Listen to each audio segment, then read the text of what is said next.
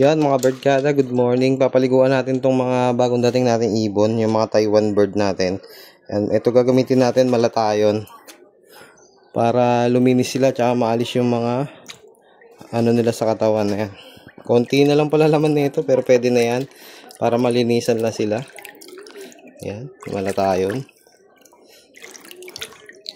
Yan, so tara paliguan natin sila isa-isa. Pakita ko rin yung mga stamp nila. Yan, so unahin natin yung checkered mga. Ito yung pinaka maganda katawan sa kanila eh. Yan, checkered. Bali ito yung stamp nya. Ayan o. Tapos sa kabila wala. No, so ang ano nya is QR code na 2025. Yan, yung ring nya. Tapos naka-sealed yung kabila. Ayan, yung sensor nya. So may pinaliguan din tayong YB doon. Ayan. Hindi ko pa inaakyat yan eh kasi nga tayo gano'n nag-aakyat ng bagong ibon sa loob kapag kumakarera tayo. Yan, kaya kinaliguan ko muna. So ito, paliguan na natin itong Taiwan na to para luminis siya, maalis kung may virus na dala, no? Yan, linisan din natin sing-sing nya. May inner-ring siya, yan, no? Ito pinakamaganda kondisyon mga birdkada, yan, no? Ganda ng katawan, sobrang ganda ng katawan na ito. Yan, binidyoan ko na sila kagabi pero hindi ko in-upload, malabo kasi, madilim. So, pinabuti ko na lang ngayon na lang natin videoan ulit. I-upload ko to isa-isa. So, ayun, yung Japan ring na brown, ayun, nandun. So, lulubog natin saglit yung ulo niya. Yan. Para pati ulo hanggang ilong malinisan. Yan, tapos bibilad natin. Sa natin ilong niya. May mga dumi. Hindi na mamamatay mga bird kada. Basta hindi matapang yung malatayon. So dito natin ilagay sa bird cage para matuyo siya. Sunod. Ito blue bar. Napakadumi niya oh. Kaya lilinisan natin. Pero ganda ng mga tatak na ito. Solid oh. Yan. Solid yung tatak oh. Kabilaan. Solid. Tapos pati ilalim mga bird kada. Ayan o. Oh. Ayan o, dami niya mga bilog-bilog o. Solid tatak na ito. Kabila, meron din ba? Ayan, daming tatak. So, medyo payat to. Ayan, pero mabilis lang patabain yan. Hindi kasi naasikaso nung ano eh. Ayan. Paliguan natin. Para ano. Ang ring nga pala nito ay ayan. NHRP 25 din. Yan, tsaka naka-sensor siya na transparent. Lagawa natin para makondisyon. Ganda yung kondisyon niya. Linisan natin mabuti. Sa natin pati ilong.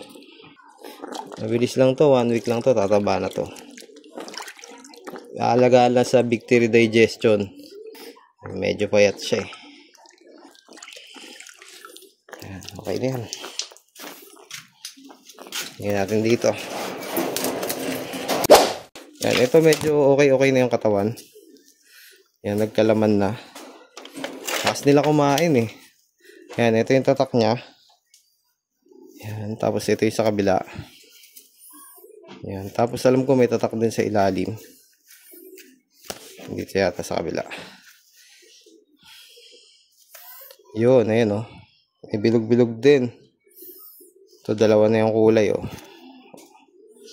Yan. So, ang sing-sing nito ay KNTP 25 din. May inner ring. Tsaka, ayan, sensor na kulay green na may seal din. So, paliguan natin para gumanda yung kondisyon. Bigyan din natin mamaya ng bacteria digestion to mga to.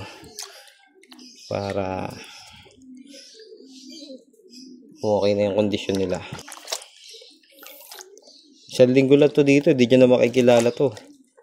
Gaganda na yung kondisyon na ito. Yan. So kapag kukunin nyo lahat, may discount mga bird kada, mura lang. Habang hindi ko pa sila pinagkaagastusan na i-recover, no? Kaya na mag-recover. Bacteria digestion lang naman to.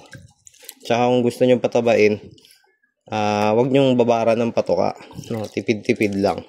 Kasi mananawa sila eh. Yan. Ito medyo okay katawan nito. Yung isa lang talaga pinakapayat. Yan, stress siya oh. Stress oh. Pero okay na to, may laman. Yung isa talaga ang payat eh. Lalaking ibon nila mga birdcada.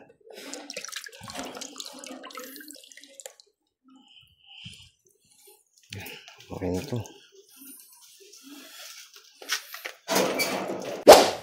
Ayan. Ito naman yung brown mga birdcada. Ang dami nagpi-PM sa akin nito kung available daw pang out. No? So hindi siya pang out.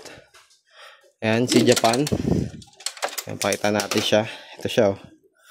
Ayan. Red velvet tapos naka Japan ring. Ayan, noong unang kita ko pa lang, alam ko nang hindi siya imported bird, no? O galing ng Japan. Kasi tingnan nyo yung Japan niya. Japan 2024. Com ring siya, no, mga birdcada. Pero may sticker kasi to. Ayan, tinanggal na namin. So, andun tinabi ko. Ayan, yung club, naka-club ring siya ng Pilipinas. Bali, itong ibon na to, mga birdcada, nahuli mismo sa Taiwan, no? Ayan. Kaya nagtataka yung tropa ko seaman kung paano nakarating ng Taiwan to, eh, ibon ng Pilipinas, no? Siguro malamang kasali to sa Babuyan Island race nung BFRC nakaraan, no? So, kasi yung club ring niya is GRPL 24 NDR. Ayan, no? Ayan, 25590. Ayan. Paki-share na lang din to mga birdcada para mahanap natin yung may-ari niya. Ayan, willing ako isoli ito kahit binili ko to.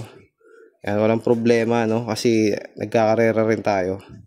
Ayan, so boss, nakarating yung ibon mo ng Taiwan. Ayan, wala siyang stamp. Walang stamp. Hindi natin alam kung saan huling hagis niya. Pero ang ganda ibon nito. So, paliguan natin siya. Ayan, shoutout dun sa may-ari, no? Andito lang ibon mo. Ayan, makakabalik din to sa'yo. Hindi obra kasi napakawalan ko siya dito dahil norte yung hagis niya. Tas taga norte siya. Eh di wala siyang hagis ng south. Mawawala lang to. So hanapin natin yung may-ari niya para maibalik, no? Let's go. Paliguan na. Agad ng kondisyon nito. Maganda yung katawan niya mga birdcada. Siya yung pinakamaganda katawan sa ano. Mukhang kauhuli lang nito. Kasi kailan pa lang naman yung ano eh. Yung nag-race sila ng Babuyan Island, yung BFRC. Baka kasali to dun sa invitational eh. Ano. Tanggalin natin yung mga ipot niya sa kuko. Yan. Para malinisan ang gusto. Stress lang to. Ayan. Wala rin pala siya buntot to.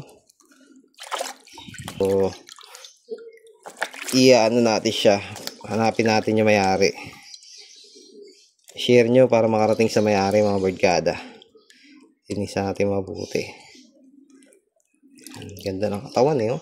Oh. Solid yung katawan mga birdcada. Ganda ibon to. Tumatawid ng dagat. Pumunta ng Taiwan, no?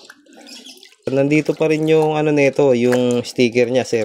Ibigay ko rin sa'yo kapag kinuha mo to. Para may remembrance ka pa, maiklak mo pa.